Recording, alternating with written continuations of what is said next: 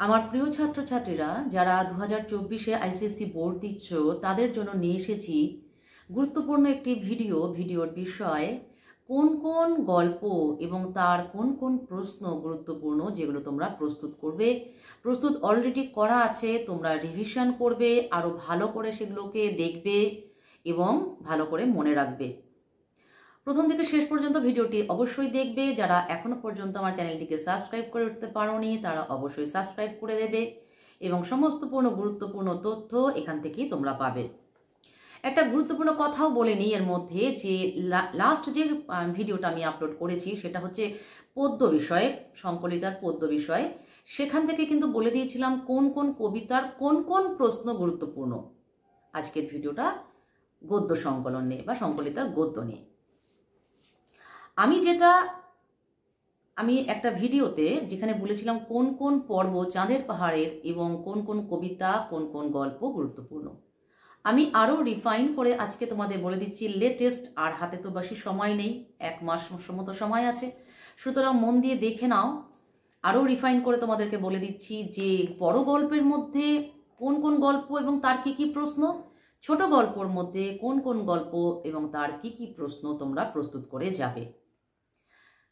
ছোট গল্পের মধ্যে প্রথমেই রাখো গিন্নি, লালু আর ক্যানভাসার।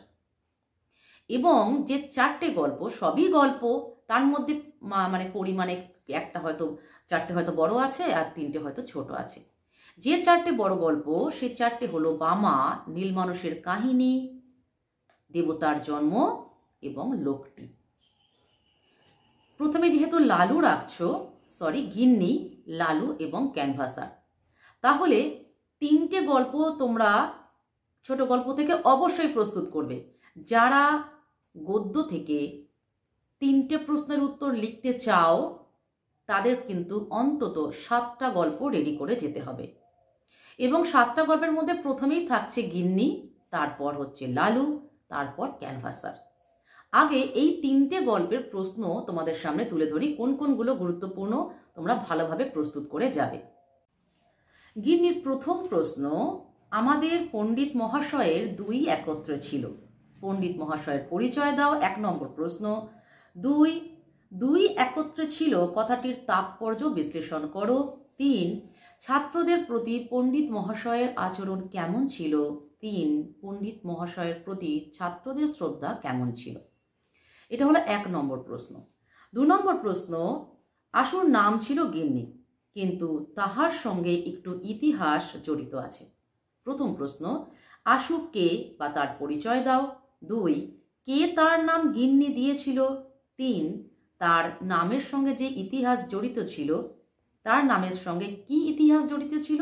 4 নামকরণ শুনে আশুর কি প্রতিক্রিয়া হয়েছিল। 3 নম্বর প্রশ্নে চলে এলাম, বালকদের পীড়ন করিবার জন্য আমাদের শিবনাথ পণ্ডিতের একটি অস্ত্র ছিল।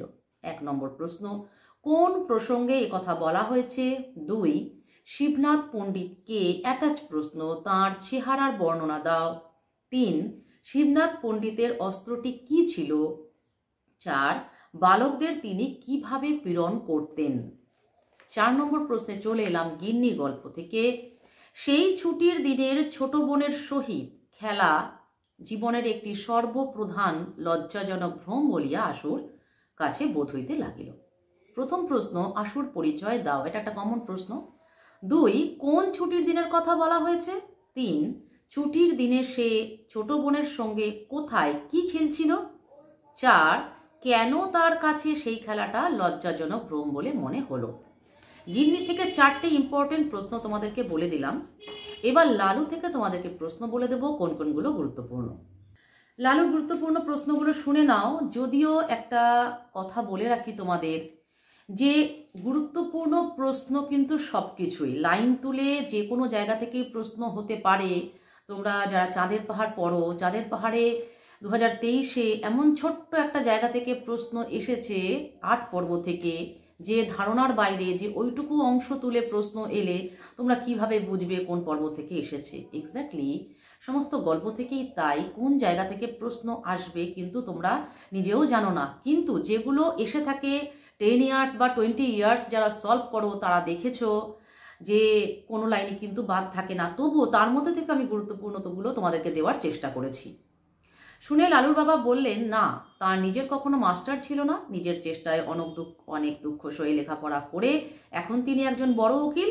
ইচ্ছে ছিল ছেলেও যেন তেমনি করেই বিদ্যা লাভ করে। প্রথম প্রশ্ন, লালুর পরিচয় দাও। 2, লালুর বাবা উদ্ধৃত কথাগুলি কেন বলেছিলেন?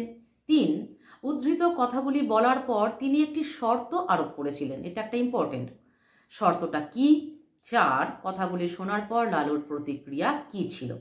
2 নম্বর প্রশ্ন, লালুর মার আনন্দ ধরে না, উদ্যোগ আয়োজনে ব্যস্ত, এতদিনে মনস্কামনা সিদ্ধ হবে, গুরুদেবের পায়ের ধুলো পড়বে, বাড়িটা পবিত্র হবে। এটা ভীষণ গুরুত্বপূর্ণ একটা প্রশ্ন। গুরুদেবের পরিচয় দাও 1 নম্বর প্রশ্ন। 2, তার প্রকৃত নিবাস কোথায়? অ্যাটাচ প্রশ্ন, বর্তমানে জায়গাটি কোথায় অবস্থিত? 2, লালুর মার আনন্দ ধরে না কেন? 4, বাড়িটা কেন পবিত্র হবে? এই যে বাড়িটা কেন পবিত্র হবে, এটা কিন্তু বোধমূলক প্রশ্ন এবং ভীষণ গুরুত্বপূর্ণ, এটা কিন্তু তোমরা রেডি করে যাবে। 3 নম্বর, উফ কি ঠান্ডা সে জল। শশব্যস্তে বিছানার বাইরে এসে পেটটা মুছে ফেললেন, বললেন, নতুন বাড়ি করলে নন্দরানী, কিন্তু পশ্চিমের কড়া রোদে ছাদটা এর মধ্যেই ফেটেছে দেখছি। প্রথম প্রশ্ন, উদ্ধৃত ভাবনাটি কার? 2 নম্বর, কার পেটে কোথা থেকে জল পড়ছিল এবং কেন সে জল ঠান্ডা? 3 নম্বর, জল পড়ার বিষয়ে বক্তার ধারণা কি ঠিক? অ্যাটাচ প্রশ্ন, এখানে তিনি কি বুদ্ধির পরিচয় দিলেন? 4, আসলে কি ঘটেছিল? 4 নম্বর প্রশ্ন, লালু থেকে গুরুদেব অগত্যা তাতেই বসলেন, আত্মমর্যাদার যথেষ্ট লাঘব হলো, অন্তরে অনুভব করলেন, কিন্তু উপায় কি? এটা একটা ভীষণ গুরুত্বপূর্ণ প্রশ্ন। প্রথম প্রশ্ন, গুরুদেবের পরিচয় দাও। দ্বিতীয়, গুরুদেব অগত্যা কোথায় বসলেন? অ্যাটাচ প্রশ্ন, তাঁর আত্মমর্যাদার যথেষ্ট লাঘব হলো কেন? 3, গুরুদেবের এই অবস্থা কেন? 4, এই অবস্থার জন্য দায়ী কি? 5 নম্বর প্রশ্ন, চোখের পাতা প্রথমে সায় দিতে চায় না বা সাড়া দিতে চায় না, কিন্তু মন শঙ্কায় পরিপূর্ণ হয়ে গেল, কি জানি এরা সংখ্যায় কত? প্রথম প্রশ্ন, উদ্ধৃত রচনাংশে ভাবনাটি কার? 2, তাঁর পরিচয় কি? 3, মন কেন শঙ্কায় পরিপূর্ণ হলো? 4, এরপর গুরুদেবের কি পরিণতি হয়েছিল? 6 নম্বর প্রশ্ন, যেটা আসে সাধারণত, মানুষকে ভয় দেখাবার, জব্দ করবার কত কৌশলী যে তার মাথায় ছিল তার ঠিকানা নেই। কার সম্বন্ধে এই কথা বলা হয়েছে? 2, সে কাকে কিভাবে ভয় দেখিয়েছিল? 3, তার পরিণতি কি হয়েছিল? 4, লালুর বাবা এই ব্যাপারে কি ব্যবস্থা গ্রহণ করেছিলেন? 7 নম্বর প্রশ্ন, গল্পটা যেহেতু একটু বড়, 7 নম্বর প্রশ্ন, হঠাৎ দৃষ্টি পড়ল, ওটা কি? এক কোণে আলো অন্ধকারে মানুষের মতো কি একটা বসে না? প্রথম প্রশ্ন, এক কোণে আলো অন্ধকার বলতে কোন জায়গাকে বোঝানো হয়েছে? তাহলে খুব ভালো করে গল্পগুলো পড়তে হবে। 2, কার কোন সময় দৃষ্টি পড়ল? 3, মানুষের মতো ব্যাপারটি ব্যাখ্যা করো। 4, যার দৃষ্টি পড়ল তার মানসিক পরিস্থিতি ব্যাখ্যা করো। 8 নম্বর প্রশ্ন, নন্দরানী কেঁদে ফেললেন। নন্দরানী কেঁদে ফেলে বললেন, হয় তোমার এই লেলোকে বাড়ি থেকে তাড়াও, না হয় আজই আমি গঙ্গায় ডুবে এ মহাপাতকের প্রায়শ্চিত্ত করব। প্রথম প্রশ্ন, কাকে উদ্দেশ্য করে উদ্ধৃত উক্তিটি করা হয়েছে? 2, কাকে এখানে লেলো বলা হয়েছে? 3, কেন লেলোকে বাড়ি থেকে তাড়ানোর কথা বলা হয়েছে? 4, কোন মহাপাতকের প্রায়শ্চিত্তের কথা এখানে বলা হয়েছে? 9 নম্বর প্রশ্নে চলে এলাম, বিনা দোষে গুরুদেবের দশা কি করেছে চোখে দেখে এসো। তখন সবাই গেলেন ঘরে, নন্দরানী সব বললেন, সব দেখালেন স্বামীকে, বললেন, এ দোষী ছেলেকে নিয়ে ঘর করব কি করে তুমি বলো। প্রথম প্রশ্ন, কাকে উদ্দেশ্য করে উদ্ধৃত উক্তিটি করা হয়েছে? 2, গুরুদেব কোথা থেকে কোথায় কি জন্য এসেছিলেন? 3, গুরুদেবের কি দশা হয়েছিল? 4, এই দোষী ছেলেটির পরিচয় দাও। কেন বক্তার মনে হয়েছে তাকে নিয়ে ঘর করা যায় না? এটা ছিল অ্যাটাচ প্রশ্ন। এবার টোটাল 10টা প্রশ্ন রেখেছি, লালু থেকে 10টা প্রশ্নই কিন্তু তোমাদেরকে প্রস্তুত করে যেতে হবে। নিজের নির্বুদ্ধিতায় বৃদ্ধ হা হা করে হেসে ফেললেন। প্রথম প্রশ্ন, উদ্ধৃত রচনাংশের মূল চরিত্র কোনটি ও তার পরিচয় দাও। 2, বৃদ্ধের পরিচয় দাও। 3, কার কোন কথা শুনে বৃদ্ধের নিজেকে নির্বোধ মনে হয়েছে? 4 বৃদ্ধের নির্বুদ্ধিতার পরিচয় কিভাবে পাওয়া যায়? তাহলে মোট 10টা প্রশ্ন লালু থেকে শেষ করলাম। আশা করি তোমরা বুঝতে পেরেছ। এবার দেব ক্যানভাসার থেকে গুরুত্বপূর্ণ মোট 5টি প্রশ্ন। ক্যানভাসারের 5টি প্রশ্ন খুব মন দিয়ে শোনো।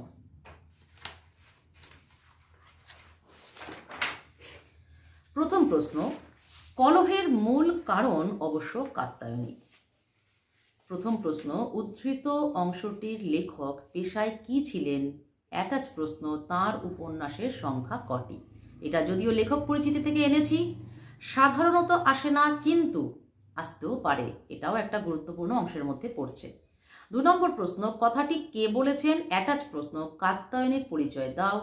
3 নম্বর প্রশ্ন, কেন কাত্যায়নী কলহের মূল কারণ? 4 নম্বর প্রশ্ন, যার সঙ্গে কলহ তার পরিচয় কি?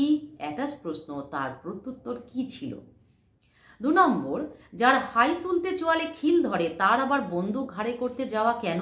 প্রথম প্রশ্ন, উদ্ধৃত উক্তিটি কাকে করা হয়েছিল? 2 উক্তিটি বক্তা কেন করেছিল?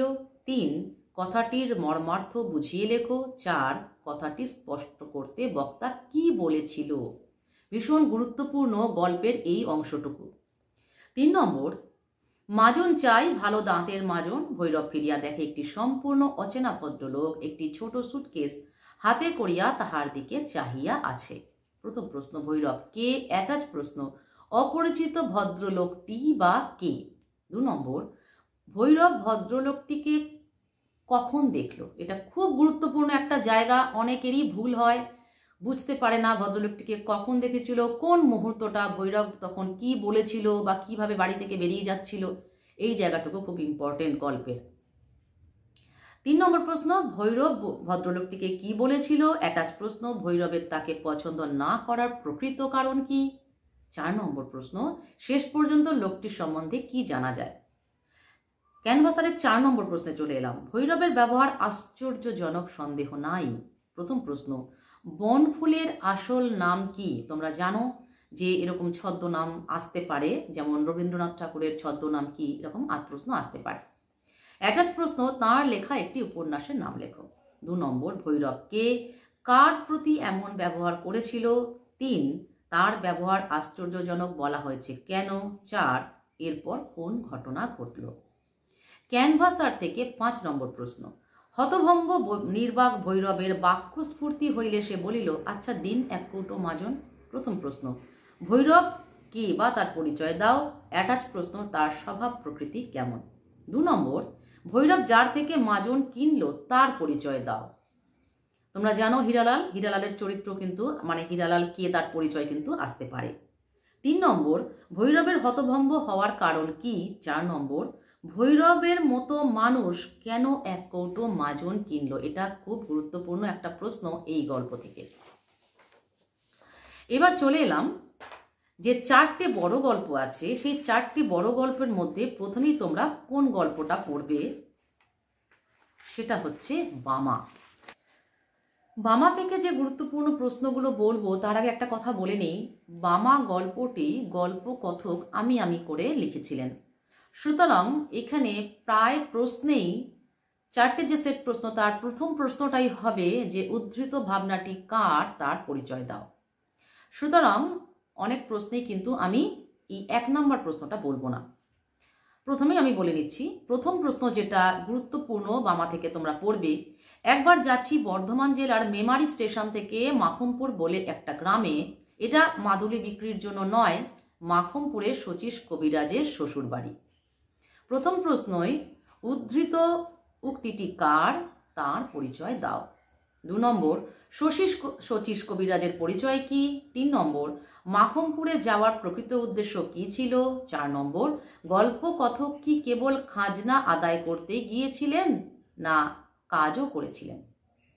2 নম্বর প্রশ্ন, বাঁচা গেল বাবা, কি ভয়টাই দেখিয়েছিল লোকে, দিব্যি ফাঁকা মাঠ, কাছেই লোকের বসতি, গায়ের গরু বাছুর চড়ছে মাঠে, কেন এসব জায়গা বিপদ থাকবে? উদ্ধৃত রচনাংশে ভাবনাটি কার, তার পরিচয় দাও। 2 নম্বর, কারা কিসের ভয় দেখিয়েছিল? 3 নম্বর, বক্তা কোথায় পৌঁছিয়ে এই সব কথা ভেবেছিলেন, তিনি কোথায় যাচ্ছিলেন? 4 নম্বর, এর পরে বক্তার কি অভিজ্ঞতা হয়েছিল। এখানে এই বামা গল্পটি নিয়ে একটা গুরুত্বপূর্ণ কথা বলি যে এখানে গল্পকথককে কারা ভয় দেখিয়েছিল, অনেকেই ভুল করে লেখে যে বাজারের লোকেরা, কিন্তু দুটো বাজার পড়েছিল, সেটা ভীষণ গুরুত্বপূর্ণ। এটা অনেকেই কিন্তু ওভারলুক করে যাও তোমরা। আমি বহু সময় দেখেছি যারা আমার কাছে পড়ে, যারা উত্তর লেখে, প্রশ্নের উত্তর লেখে, আমি যখন পরীক্ষা নিই যারা প্রশ্নের উত্তরগুলো লেখে তাদেরকে বেশিরভাগই দেখেছি যে বাজারের লোকেরা, কিন্তু প্রথম বাজার না দ্বিতীয় বাজার সেটা উল্লেখ করাটা ভীষণ জরুরি, সুতরাং সেটা বলে দিতে হবে। তাহলে 2 নম্বর প্রশ্ন, কারা কিসের ভয় দেখিয়েছিল। 3 নম্বর, বক্তা কোথায় পৌঁছিয়ে এইসব কথা ভেবেছিলেন, তিনি কোথায় যাচ্ছিলেন। 4 নম্বর, এরপরে বক্তার কি অভিজ্ঞতা হয়েছিল। 3 নম্বর প্রশ্নে চলে এলাম, আমার বৃদ্ধের কথায় ভারী সন্তুষ্ট হলুম। সত্যি তো, সেকালের লোকেরা অন্য ধরনের শিক্ষায় মানুষ, অতিথি অভ্যাগতদের সেবা করেই এদের তৃপ্তি। উদ্ধৃত ভাবনাটি কার, তার পরিচয় দাও। 2 নম্বর, বৃদ্ধের কোন কথায় বক্তার এমন ভাবনা হয়। 3 নম্বর, বৃদ্ধের কথা শুনে বক্তার এরূপ মনে হওয়ার কারণ কি। 4 নম্বর, বৃদ্ধের প্রকৃত উদ্দেশ্য কি ছিল। বামার 4 নম্বর প্রশ্ন, আমি দস্তুর মতো অবাক হয়ে গেলুম। ব্যাপার কি? সম্পূর্ণ অপরিচিতা মেয়ে, পল্লীর গৃহস্থ বধূ, এমন ব্যবহার তো ভালো নয়। কি হাঙ্গামায় পড়ে যাবো রে বাবা, কর্তাকে কাছে বসিয়ে রাঁধতে রাঁধতে গল্প করব নাকি। প্রথম প্রশ্ন, উদ্ধৃত ভাবনাটি কার, তার পরিচয় দাও। 2 নম্বর, কার কোন আচরণে এরূপ ভাবনা। 3, কি কারণে হাঙ্গামায় পড়ে যাওয়ার ভয়। 4, যাকে এখানে কর্তা বলা হয়েছে তার নাম ও প্রকৃত পরিচয় কি। তাহলে উদ্ধৃত ভাবনাটি কার, তার পরিচয় দাও, এবং যাকে এখানে কর্তা বলা হয়েছে তার নাম ও প্রকৃত পরিচয় কি, গুলিয়ে ফেলবে না, দুটো সম্পূর্ণ আলাদা উত্তর।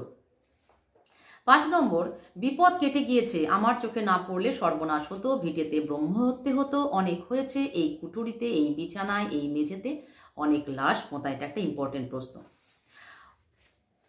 উদ্ধৃত অংশে বক্তা কে, তার পরিচয় দাও। 2 নম্বর, কার কোন বিপদ কেটে গেছে। 3 নম্বর, বক্তার চোখে না পড়লে কি সর্বনাশ হতো। 4 নম্বর, বক্তা কেন চায় না তাদের ভিটেতে আর হত্যা হোক। 6 নম্বর, সেটা গল্পের আরেকটু আগে থেকে, আমি এখান থেকে এই লাস্ট কোশ্চেনটা, আমি 5 নম্বর কোশ্চেনটা আমি একদম শেষের অংশ থেকে দিয়েছি, এবার মাঝখান থেকে দিয়েছি আবার কিছু প্রশ্ন। কুকুরের এই ডাকটা আমার ভালো লাগলো না, এর আমি কোনো কারণ দিতে পারবো না, কিন্তু কুকুরের এই চিৎকারে যেন একটা ছন্নছাড়া অমঙ্গলজনক অর্থ আছে। মঙ্গল সন্ধ্যায় কোনো গৃহস্থ বাড়িতে আসিনি, যেন শ্মশান ভূমিতে এসেছি। উদ্ধৃত রচনাংশে ভাবনাটি কার, তার পরিচয় দাও। 2, কোন কুকুরের ডাক শুনে এমন অমঙ্গল অনুভব হয়েছিল। 3, উল্লেখিত গৃহস্থ বাড়িতে বক্তা কেন এসেছিলেন, এটা একটা গুরুত্বপূর্ণ প্রশ্ন। 4, বক্তার অনুভব কি সত্যি হয়েছিল। 7 নম্বর প্রশ্ন, যেহেতু বামা গল্পটা একটু বড় তাই এখানে প্রশ্নের সংখ্যাও একটু বেশি। 7 নম্বর প্রশ্ন, ঠাকুর মশাই আপনি এখনই পালান, না হলে আপনি ভয়ানক বিপদে পড়বেন, এরা ফাঁসুড়ে ডাকাত, রাতে আপনাকে মেরে ফেলবে। প্রথম প্রশ্ন, উদ্ধৃত উক্তিটি কার, সে কাকে এই কথাগুলো বলেছিল। 2, এখানে ঠাকুর মশাইয়ের পরিচয় কি। 3, ঠাকুর মশাইকে বাঁচানোর জন্য বক্তা কি পরামর্শ দিয়েছিল। ভীষণ ইম্পর্টেন্ট, ভীষণ ভীষণ ইম্পর্টেন্ট, স্টার মার্ক দিয়ে রাখো। 4 নম্বর, ঠাকুর মশাই কিভাবে শেষ পর্যন্ত এই ভয়ানক বিপদ থেকে প্রাণে বেঁচেছিলেন। 8 নম্বর প্রশ্ন, একদম শেষ থেকে, সকাল হলো, বিদায় নেওয়ার সময় বৃদ্ধ আমায় 5 টাকা গুরু প্রণামী দিলে, বামাকে আড়ালে ডেকে বললুম, তুমি আমার মা, আমার জীবনদাত্রী, আশীর্বাদ করি চিরসুখী হও মা। প্রথম প্রশ্ন, উদ্ধৃত রচনাংশে বামা কে, তার পরিচয় দাও। 2 নম্বর, কোথায় সকাল হলো, কে কোথা থেকে বিদায় নিল। 3 নম্বর, বৃদ্ধকে, সে কাকে গুরু প্রণামী দিল। 4 নম্বর, এখানে কাকে মা ও জীবনদাত্রী বলা হয়েছে। অ্যাটাচ প্রশ্ন, কেন সে জীবনদাত্রী। এটা একটা বোধমূলক কিন্তু গুরুত্বপূর্ণ প্রশ্ন। 3টে মোট গল্প বলে দিলাম, মোট 4টে গল্প বলে দিলাম, লালু, গিন্নি, বামা, ক্যানভাসার। এবার একটু বড় গল্পের মধ্যে রয়েছে লোকটি, নীল মানুষের কাহিনী আর দেবতার জন্ম। দেবতার জন্ম থেকে প্রশ্ন সবার শেষে বলবো, যারা দেবতার জন্ম অ্যাটেন্ড করবে সেটা তাদের জন্য। লোকটি থেকে প্রশ্নগুলো বলছি, মিলিয়ে নাও বা লিখে নাও। আজহারউদ্দিন খাঁ এরকম একজন কৃপণ। প্রথম প্রশ্ন, আজহারউদ্দিন খাঁ কে? অ্যাটাচ প্রশ্ন, তার বয়স কত? 2 নম্বর, তার চরিত্রের মূল বৈশিষ্ট্য কি? এটা একটা গুরুত্বপূর্ণ প্রশ্ন, স্টার মার্ক দিয়ে রাখবে। 3 নম্বর, আজহারউদ্দিন খাঁকে কার সঙ্গে তুলনা করা হয়েছে এবং কেন? 4 নম্বর, তাকে শেষে কিরকম মানুষ হিসেবে দেখতে পাওয়া যায়? এখানে যে 3 নম্বর প্রশ্নটা বললাম, আজহারউদ্দিন খাঁকে কার সঙ্গে তুলনা করা হয়েছে এবং কেন, এটা একটা গুরুত্বপূর্ণ প্রশ্ন। যারা এর উত্তর বুঝতে পারবে না তারা আমায় অবশ্যই প্রশ্ন করবে যে কার সঙ্গে তুলনা করা হয়েছে এবং কেন। 2 নম্বর প্রশ্ন, আপনাকে চাচ্ছি, আপনার নাম তো আজহারউদ্দিন খাঁ। প্রথম প্রশ্ন, কোন সময়ে কার উক্তি? 2 নম্বর, আজহারউদ্দিন খাঁ কে? অ্যাটাচ প্রশ্ন, বক্তা এর কাছে কেন এসেছে? 3 নম্বর, বক্তা যে উদ্দেশ্যে এসেছিল তা কি সফল হয়েছে? 4 নম্বর, বক্তার সঙ্গে আজহারউদ্দিনের কথোপকথন সংক্ষেপে লেখো। তাহলে এটা কিন্তু তোমাদের মনে হতে পারে অনেক বড় উত্তর, একেবারেই নয়, খুব সংক্ষেপে লিখতে বলেছে এখানে।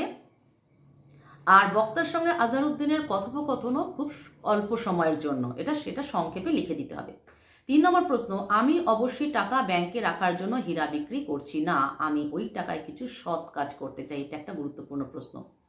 প্রথম প্রশ্ন, কার কোন কথার উত্তরে কে উদ্ধৃত কথাগুলি বলেছিলেন? 2, হিরেটির আকার, ওজন ও মূল্য কত? 3, হিরেটি কে কার কাছে কি জন্য এনেছিল? অ্যাটাচ প্রশ্ন, তার উদ্দেশ্য কি সফল হয়েছিল? 4, বক্তা হিরে বিক্রি করে কি সৎ কাজ করতে চেয়েছিল? 4 নম্বর প্রশ্নে চলে এলাম, আপনাকে খুব খারাপ মানুষ ভাবতাম স্যার, আপনার ভেতর যে এই জিনিস আছে তা স্বপ্নেও ভাবিনি, আমি আপনার কাছে ক্ষমা ভিক্ষা করছি স্যার, আপনি একজন মহাপুরুষ। প্রথম প্রশ্ন, উপরিউক্ত উদ্ধৃতিটি যার তার পরিচয় দাও। তোমরা জানো যে এই লোকটি গল্পের চরিত্র কটা আছে, সুতরাং মঈনুদ্দিন বলে যে একটি চরিত্র আছে, এখানে মঈনুদ্দিনের কথা বলা হয়েছে। 2 নম্বর প্রশ্ন, কোন প্রসঙ্গে উদ্ধৃত উক্তিটি করা হয়েছে? 3, বক্তা কোন জিনিস স্বপ্নেও ভাবেনি? 4, বক্তা তার স্যারকে মহাপুরুষ কেন বলেছে? এটা একটা বোধমূলক প্রশ্ন। লোকটির 5 নম্বর প্রশ্নে চলে এলাম, হাসপাতাল তৈরির পর তার কেমন নেশা ধরে গেল? প্রথম প্রশ্ন, তার বলতে কার কথা বলা হয়েছে? 2, হাসপাতাল তৈরির আগে তিনি কি তৈরি করেছিলেন এবং কেন তৈরি করেছিলেন? 3, নেশা ধরে যাওয়ার প্রকৃত কারণ কি? 4, যে মানুষটির কথা বলা হয়েছে, এখানে বলা হয়েছে তিনি আগে কেমন ছিলেন। এই যে মূল চরিত্র আজহারউদ্দিন খাঁ, তিনি আগে কেমন ছিলেন এবং পরে কেমন মানুষ হয়েছিলেন, এই দুটো প্রশ্ন ভীষণ গুরুত্বপূর্ণ, সুতরাং এই দুটো প্রশ্নের উত্তর ভালোভাবে রেডি করে রাখবে। 6 নম্বর প্রশ্ন, লোকটি থেকে আপনার যদি পছন্দ হয় রেখে দিতে পারেন, ডট ডট দিয়ে গেছি, বললাম না, আপনার মতো মানুষ তো আরও আছে। প্রথম প্রশ্ন, এখানে বক্তা কাকে কথাগুলি বলেছেন? 2 নম্বর, কোন জিনিসটার কথা এখানে বলা হয়েছে? অ্যাটাচ প্রশ্ন, জিনিসটির বাজার মূল্য কত? 3, জিনিসটির পুরো দাম আপনি দিয়েছেন, বক্তার এরূপ বলার কারণ কি? 4, ফেরত দিলে আমি এটা আবার ব্যবহার করতে পারি, এ কথার অর্থ বুঝিয়ে দাও। গল্পটা দেখতে মনে হয় খুব সহজ সরল, কিন্তু এর অন্তর্নিহিত অর্থটা একটু গভীর, সুতরাং প্রশ্নের উত্তরগুলো ঠিকঠাক লিখলে তবে কিন্তু ভালো নাম্বার বা সুন্দর নাম্বার পাওয়া যাবে। 7 নম্বর প্রশ্নে চলে এলাম, এই জিনিসটার কারণে এখন মানুষ হিসেবে জন্মগ্রহণ করার একটা অর্থ খুঁজে পাচ্ছি। প্রথম প্রশ্ন, উদ্ধৃত কথাটি কে কাকে বলেছিল? 2, কোন জিনিসটার কথা এখানে বলা হয়েছে, কোন সময় বক্তা এ কথা বলেছিল? 3, বক্তার স্বভাব প্রকৃতি পূর্বে কেমন ছিল? 4, বক্তার এরূপ মন্তব্যের কারণ কি? 8 নম্বর প্রশ্নে চলে এলাম, যাই স্যার, ভালো থাকুন, তবে আপনার এই প্রজেক্টও হবে। উদ্ধৃত উক্তিটি কে কাকে করেছিল? 2, এখানে স্যার বলতে কাকে বোঝানো হয়েছে, তার পরিচয় কি? 3, বক্তা কখন কি কারণে উদ্ধৃত উক্তিটি করেছিল? 4, কোন প্রজেক্টের কথা এখানে বলা হয়েছে? আমি লোকটি থেকে মোট 8টি প্রশ্ন এনেছি, গুরুত্বপূর্ণ আরও প্রশ্ন হতে পারে, লোকটি থেকে প্রত্যেকটা লাইন থেকে প্রশ্ন হতে পারে, সুতরাং প্রত্যেকটা ইনসিডেন্ট অনুযায়ী তোমরা প্রশ্নগুলোকে রেডি করে রাখবে। আমি সেইভাবেই কিন্তু তোমাদের এই 8টা প্রশ্ন দিলাম। এবার চলে এলাম নীল মানুষের কাহিনী থেকে তোমরা কোন কোন প্রশ্নগুলো খুব ভালোভাবে প্রস্তুত করে যাবে। প্রথম প্রশ্ন, পাপু পিছন ফিরে দৌড়ে পালাতে যেতেই লোকটা তার নাম ধরে ডাকলো, পাপু শোনো। পাপু একটা চরিত্র, লোকটা একটা চরিত্র। সুতরাং এখানে কিরকম প্রশ্ন আসতে পারে? পাপু কে? অ্যাটাচ প্রশ্ন, সে কোথা থেকে দৌড়ে পালাচ্ছিল? 2, লোকটার চেহারার বর্ণনা দাও। 3, পাপু কেন পালাতে চেয়েছিল? 4, লোকটি কে? তার মানে প্রথম প্রশ্নে পাপুকে, লাস্ট প্রশ্নে লোকটিকে, অর্থাৎ তাদের পরিচয়। 2 নম্বর প্রশ্ন, তখন বাগানের মধ্যে থেকে কেউ একজন ডাকলো, চিত্রা শোনো। তাহলে চিত্রার পরিচয়। 2, চিত্রাকে ডাকার পর চিত্রার অনুভূতি কেমন হয়েছিল? 3, যে চিত্রা বলে ডেকেছিল তার প্রকৃত পরিচয়। ভালো করে খেয়াল করবে, এটা অনেকেই ভুল লেখো তোমরা। তার প্রকৃত পরিচয় আর সে দেখতে কেমন হয়েছিল সেটা তার পরের বর্ণনা। সুতরাং এই দুটোকে গুলিয়ে ফেলো না। তার প্রকৃত পরিচয় বললে অনেকেই লিখে ফেলো যে তার চেহারাটা সেই দরজার নীল রং করার মতো নীল, আওয়াজটা যেন হাড়ির ভেতর থেকে বেরোচ্ছে, তার 7 ফিটের কাছাকাছি লম্বা, মাথায় বড় বড় চুল, হ্যাঁ, মুখটা দৈত্যের মতো। এটা কিন্তু তার প্রকৃত পরিচয় নয়। তার প্রকৃত পরিচয়, তার নাম রণজয়। সে নিশানপুর গ্রামে যে চিত্রা, তার পাশের গ্রামে থাকে, চিত্রার সঙ্গে তার বিবাহ স্থির হয়েছিল। এটা হচ্ছে তার আসল পরিচয়, কেউ গুলিয়ে ফেলবে না। 4 নম্বর প্রশ্ন হচ্ছে 2-এর যে 4 নম্বর প্রশ্ন, চিত্রা নাম শুনে চিত্রার মনে কিরূপ প্রশ্ন জাগে এবং কেন? 3 নম্বর প্রশ্ন, লোকটা তখন নিচু হয়ে কয়েকবার, আমি ডট ডট দিয়ে গেলাম, বই থেকে মিলিয়ে নেবে, তুলে নিয়ে গেল বাগানের মধ্যে। লোকটির পরিচয় দাও। এখানে যখন লোকটির পরিচয় চাওয়া হচ্ছে তখন তার পূর্ব পরিচয় এবং তার বর্তমান পরিস্থিতি দুটোই দিতে হবে। 2 নম্বর প্রশ্ন, চিত্রা অজ্ঞান হয়েছিল কেন? 3 নম্বর, লোকটি চিত্রাকে বাগানের মধ্যে নিয়ে যাচ্ছিল কেন? 4 নম্বর, এরপর চিত্রার বাড়ির লোকজন কি করেছিল? নীল মানুষের কাহিনী থেকে 4 নম্বর প্রশ্ন, নিশানপুর গ্রামে দারুণ উত্তেজনা, ডট ডট দিয়ে গল্প তৈরি হতে লাগলো তাকে নিয়ে। বই থেকে মিলিয়ে নেবে। প্রথম প্রশ্ন, নিশানপুর গ্রামে কে থাকে তার পরিচয় দাও। 2 নম্বর, কারা স্বচক্ষে দৈত্য দেখেছে? অ্যাটাচ প্রশ্ন, সে কি আদৌ দৈত্য? 3 নম্বর, তাকে নিয়ে কি কি গল্প তৈরি হতে লাগলো? 4 নম্বর, প্রকৃত সত্যটা কি? 5 নম্বর প্রশ্ন, দৈত্যটির নাম কিন্তু সত্যি রণজয়, কিছুদিন আগেও সে মানুষ ছিল। প্রথম প্রশ্ন, রণজয় সত্যি দৈত্য না মানুষ? 2 নম্বর, রণজয়ের পরিচয় দাও, সে চিত্রার কাছে গিয়েছিল কেন? 3 নম্বর, রণজয় দৈত্যের রূপ কি কারণে পেয়েছিল? 4 নম্বর, শেষ পর্যন্ত রণজয়ের কি হয়েছিল? নীল মানুষের কাহিনী 6 নম্বর প্রশ্ন, ওরা আবার খুঁজতে এসেছে রণজয়কে, ডট ডট দিয়ে নাক পর্যন্ত ডুবে রইল। প্রথম প্রশ্ন, ওরা বলতে কাদের কথা বলা হয়েছে? ওরা বারবার কেন রণজয়কেই খুঁজতে আসে? 3 নম্বর, রণজয় কে? 4 নম্বর, রণজয় কেন জলের মধ্যে আশ্রয় নিল? 7 নম্বর প্রশ্ন, নীল মানুষ লুকিয়ে থেকো না, আমাদের সঙ্গে চলে এসো, এখানে তুমি বাঁচতে পারবে না, আমাদের সঙ্গে এসো। প্রথম প্রশ্ন, কারা কাকে উদ্ধৃত করে কথাগুলি বলেছে? কারা কাকে উদ্ধৃত কথাগুলি বলেছে? 2 নম্বর, কেন তারা তাকে তাদের সঙ্গে নিয়ে যেতে বলছে? অ্যাটাচ প্রশ্ন, কোথায় যেতে বলছে? 3 নম্বর, নীল মানুষটি কিভাবে নীল মানুষ হয়েছিল? অ্যাটাচ প্রশ্ন, তার আসল নাম কি? 4 নম্বর, কেন তারা বলেছে যে নীল মানুষ এখানে বাঁচতে পারবে না? অ্যাটাচ প্রশ্ন, সত্যাসত্য বিচার করো। 8 নম্বর প্রশ্ন, এরকম চিন্তা রণজয় নিজেই অবাক হলো। প্রথম প্রশ্ন, রণজয় কে? 2 নম্বর, কি চিন্তা করেছিল রণজয়? 3 নম্বর, তাঁর এরকম চিন্তার কারণ কি? 4 নম্বর, সে কি সত্যি সত্যি দৈত্য হয়ে যাচ্ছে? ব্যাখ্যা করো।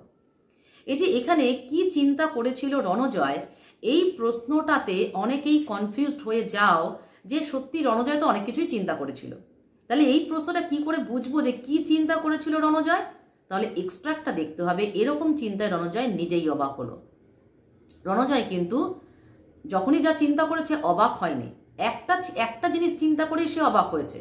সেই জায়গাটা, সেই লাইনটা বই থেকে খুব ভালো করে দেখে সেটাকে মার্ক করে রাখো। নীল মানুষের কাহিনী থেকে 9 নম্বর প্রশ্ন, বাড়িতে আর কোনো মানুষজন নেই, রণজয় খুঁজতে লাগলো রান্নাঘর। প্রথম প্রশ্ন, কোন বাড়ির কথা এখানে বলা হয়েছে? 2 নম্বর, রণজয়ের পরিচয় দাও। যেহেতু রণজয় এখানে মূল চরিত্র, তাই রণজয়ের পরিচয়টা এখানে ইম্পর্টেন্ট বা কমন একটা কোয়েশ্চেন। 3 নম্বর, রণজয় কেন রান্নাঘর খুঁজছিল? 4 নম্বর, সে কি রান্নাঘর খুঁজে পেয়েছিল? পরবর্তী ঘটনা ব্যাখ্যা করো। অর্থাৎ রান্নাঘর খুঁজে সে পেয়েছিল, পরবর্তী ঘটনা সে দুটো চোরকে ধরেছিল, কিভাবে ধরেছিল, এই পুরো ঘটনাটাই তোমাদেরকে সংক্ষেপে লিখতে হবে। এবার যারা দেবতার জন্য প্রস্তুত করে যাবে ভেবেছো বা রেডি করে রেখেছো, তাদের জন্য গুরুত্বপূর্ণ প্রশ্নগুলো বলে দিচ্ছি। প্রথম প্রশ্ন, ক্রমশই এটা জীবন মরণের সমস্যা হয়ে উঠেছে। প্রথম প্রশ্ন, কখন, মানে 1 নম্বর প্রশ্ন, কখন এবং কার এ কথা মনে হয়েছে। 2, এটা বলতে কিসের কথা বলা হয়েছে। অ্যাটাচ প্রশ্ন, এই জিনিসটা কেন্দ্র করে একদিন কি ঘটেছিল। 3 নম্বর, কিভাবে এটা জীবন মরণের সমস্যা হয়ে উঠেছে। 4, কিভাবে এর সমস্যার সমাধান করা হয়েছে। গল্পের শুরু থেকে শেষ পর্যন্ত কভার করতে পারে এমন একটা লাইন তুলে প্রশ্ন করতে পারে যেটা গল্পের শুরুও আছে, মাঝে আছে, গল্পের শেষেও আছে। যেমন একটা কোশ্চেন আছে যে পাথরটিকে শেষে কি রূপে দেখতে পাওয়া যায়, বা শেষে গল্পকথকের মানসিকতা কেমন হয়েছিল, এমন একটা লাইন তুললো, অ্যাটাচ প্রশ্ন লাস্ট প্রশ্ন হিসেবে এটা রাখলো। তাহলে পুরো গল্পটাই কিন্তু গুরুত্বপূর্ণ। 2 নম্বর প্রশ্ন, তাদের সকলের দিকে সপ্রশ্ন দৃষ্টিতে তাকিয়ে জিজ্ঞাসা করলাম, আপনারা কেউ চান এই পাথরটা। প্রথম প্রশ্ন, কাদের দিকে তাকিয়ে কে কথাগুলি বলেছিলেন। 2, কোন পাথরটার কথা এখানে বলা হয়েছে। অ্যাটাচ প্রশ্ন, এই পাথরটা নিয়ে একদিন কি অঘটন ঘটতে যাচ্ছিল। 3, বক্তার এরূপ জিজ্ঞাসার কারণ কি। 4, পাথর খণ্ডটিকে আমরা ভবিষ্যতে কি রূপে দেখতে পাই। ঠিক আছে, এটা গল্পের প্রায় শেষের দিকে, শেষের একটু আগে থেকে কিন্তু এই জায়গাটা, কিন্তু প্রশ্নটা যে এক্সট্রাক্টটা তোলা হয়েছে সেটা গল্পের প্রথম দিক থেকে, আর লাস্ট প্রশ্নটা কিন্তু গল্পের একদম মাঝখান থেকে। সুতরাং প্রত্যেকটা লাইনের সঙ্গে প্রত্যেকটা লাইন ইন্টারলিঙ্কড, কোনো লাইনকে কিন্তু যে গুরুত্বহীন সেটা ভাবাটা বুদ্ধিমানের কাজ হবে না। 3 নম্বর প্রশ্ন, জনতার এক তরফ থেকে একজন এগিয়ে এসে জিজ্ঞাসা করলে এটা খুঁড়ছিলেন কেন। কোনো স্বপ্ন টপ্ন পেয়েছেন নাকি। প্রথম প্রশ্ন, আলোচ্য অংশের বক্তা কে, কেন তিনি এই প্রশ্ন করেছিলেন। 2 নম্বর, এই প্রশ্নের উত্তরে কে কি বলেছিল। 3 নম্বর, স্বপ্ন টপ্ন এই কথাটি কি অর্থে বলা হয়েছে। 4 নম্বর, এই প্রশ্নকর্তাকে পরে আমরা কি রূপে দেখতে পাই। তাহলে এই যে লাইনটা, এটা কিন্তু আমরা গল্পের প্রায় শুরুর দিকেই দেখতে পাই, কিন্তু প্রশ্নকর্তাকে পরে আমরা কি রূপে দেখতে পাই সেটা গল্পের প্রায় শেষাংশে। 4 নম্বর প্রশ্ন, না না, আপনার যারা প্রতিদ্বন্দ্বী ... দিয়ে গেলাম, চিন্তা করার কিছু দেখিনি। প্রথম প্রশ্ন, কে কাকে কথাগুলি বলেছিলেন। 2, কার কোন কথার উত্তরে বক্তা উদ্ধৃত কথাগুলি বলেছিলেন। 3 নম্বর প্রশ্ন, প্রতিদ্বন্দ্বী বলতে বক্তা কাকে বুঝিয়েছেন। অ্যাটাচ প্রশ্ন, রাঁচির অতিথিশালায় নিমন্ত্রণ করে রেখে দেওয়া বলতে লেখক ঠিক কি বুঝিয়েছেন। 4 নম্বর, কিসের ওপর কড়া নজর রাখার কথা বক্তা বলেছেন, কেনই বা কড়া নজর ছিল। অ্যাটাচ প্রশ্ন, আলোচ্য গল্পের মধ্যে দিয়ে সে বিষয়ে কি জানতে পারি।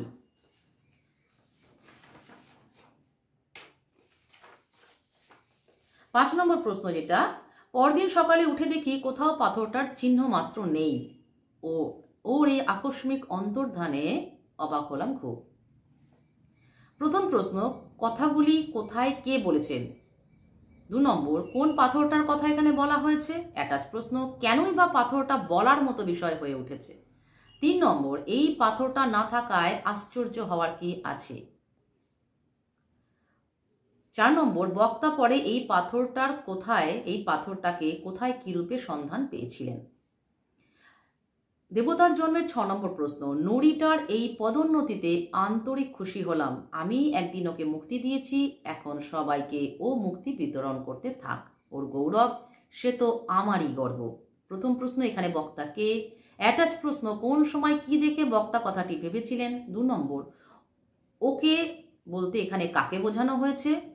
অ্যাটাচ প্রশ্ন, বক্তা কিভাবে মুক্তি দিয়েছিলেন। 3 নম্বর প্রশ্ন, বক্তা পৃথিবীতে নিজেকে কার জন্মদাতা ভেবেছেন। অ্যাটাচ প্রশ্ন, এই ভাবার কারণ কি। 4 নম্বর, বক্তার এরকম পুলকিত হওয়ার কারণ কি। দেবতার জন্মের 7 নম্বর প্রশ্নে, একবার বাসনা হলো ত্রিলোকেশ্বরের ... ভয়াবহ হতে পারে জানতাম, মানে ভক্তি কতটা ভয়াবহ হতে পারে জানতাম। প্রথম প্রশ্ন 1 নম্বর, কার কি বাসনা হয়েছিল। 2, এই ত্রিলোকেশ্বর শিবের আবির্ভাবের ইতিহাসটা কি। 3, বক্তা এই শিবের ইতিহাসটা প্রকাশ করতে এসেও পারেননি কেন। অ্যাটাচ প্রশ্ন, জীবন বীমা করা নেই বলার কারণ কি। এটা একটা ইম্পর্টেন্ট প্রশ্ন। 4, ভক্তদের নিয়ে বক্তার কি জন্য ভয়। চলে এলাম 8 নম্বর প্রশ্নে, তাছাড়া মনের জোরে রোগ ... দিয়ে লিখছি, বিশ্বাসের জোর আমি পাবো কোথায়। বই থেকে মিলিয়ে নেবে। প্রথম প্রশ্ন, বক্তা কথাগুলি এখানে কে বলেছেন, কখন বক্তার এরূপ মনে হয়েছে, 2 নম্বর। ওদের মনের জোর বলতে কাদের মনের জোরের কথা বলা হয়েছে, 3 কোন পাথরের কথা এখানে বলা হয়েছে, 4 পাথরটাকে দেবতা হিসেবে ভাবার মতো মনের জোর বক্তার নেই কেন, অ্যাটাচ প্রশ্ন, পাথরটা রূপান্তরিত হয়ে কি হয়েছিল। দেবতার জন্ম থেকে মোট 8টা প্রশ্ন রেখেছি, কিন্তু সব শেষে বলবো প্রত্যেকটা গল্প, প্রত্যেকটা লাইন ইম্পর্টেন্ট, সুতরাং ইম্পর্টেন্ট প্রশ্ন অবশ্যই তোমরা পড়ে যাবে, দেখে যাবে, কিন্তু গল্পটাও সুন্দর করে রিডিং দিয়ে যাবে। এবার যে 3টে গল্প থেকে আমি প্রশ্ন দিলাম না, তার মানে এই নয় যে রিপিট হতে পারে না, বাই এনি চান্স রিপিট হয়ে যেতেও পারে। সেই 3টে হলো গন্ধটা খুব সন্দেহজনক, নাম এবং অসহযোগী। যারা 10টা গল্পই প্রস্তুত করে যেতে চাও তারা অবশ্যই আমার চ্যানেলে নাম, অসহযোগী এবং গন্ধটা খুব সন্দেহজনক থেকে ইম্পর্টেন্ট কোশ্চেনগুলো আমার বেছে প্রশ্ন এবং উত্তর সবই দেওয়া রয়েছে। যদি তোমরা সেটা খুঁজে না পাও আমাকে কমেন্ট বক্সে জানাবে, আমি তোমাদের হেল্প করতে চেষ্টা করব। এবং যারা খুঁজে পেয়েছো তারা সেগুলো যদি পড়ে যাও অবশ্যই কমন পাবে, আমি আশা করি। সুতরাং আজকে ভিডিও আমার এই পর্যন্তই। তোমরা সকলে মন দিয়ে পড়াশোনা করো, হাতে সামান্য কিছু সময় বাকি আছে। নেক্সট ভিডিওর অপেক্ষায় থাকো। Best of luck.